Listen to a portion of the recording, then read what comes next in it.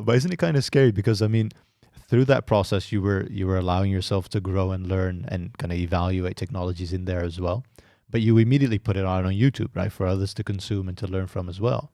But if you're not like as confident, I was assuming that you were more confident in maybe the Ruby on Rails stuff versus the more front end related stuff. You didn't have a problem like putting out any of the front end stuff initially? Yeah, so my front end knowledge, like when I worked at my previous company as an intern, we did jQuery exclusively. And I'm slightly embarrassed to admit I didn't even know there was a difference between jQuery and JavaScript because I was thrown in straight to jQuery. Like that was the first thing I learned before I learned any JavaScript. Yeah. So I thought they were just kind of the same thing. I thought like one was built on top of the other, like they were the same thing. I didn't realize until years later that they were different things. Yeah. So it was a little bit intimidating for me to jump into, building these JavaScript videos because I had a jQuery foundation, but I didn't have a solid JavaScript foundation. So I kind of had to learn a lot of those JavaScript skills, even though there's a lot of relation between jQuery and JavaScript. Just building things out using pure JavaScript was kind of a challenge for me at first.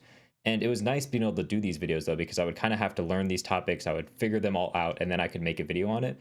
And if you can make a video where you teach someone something, even if you just like write a blog article, anytime you teach someone something, you have to understand it really well because as you're teaching it to someone, they're going to have questions. Or if you're like making a pre-recorded video or blog article, you're going to think like, okay, they're probably going to ask why this thing happens or why this works this way.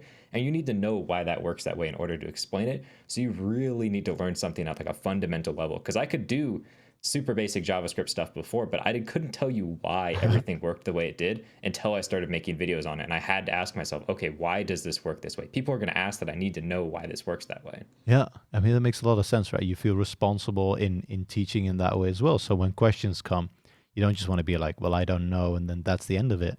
You still want to be able to Hmm. help them with the questions that they have. Then, but just Yeah. And I think sorry, go ahead. No, I was just gonna say, I think one of the most important concepts with teaching is not necessarily waiting for people to ask you questions, but thinking of the questions they're gonna ask ahead of time.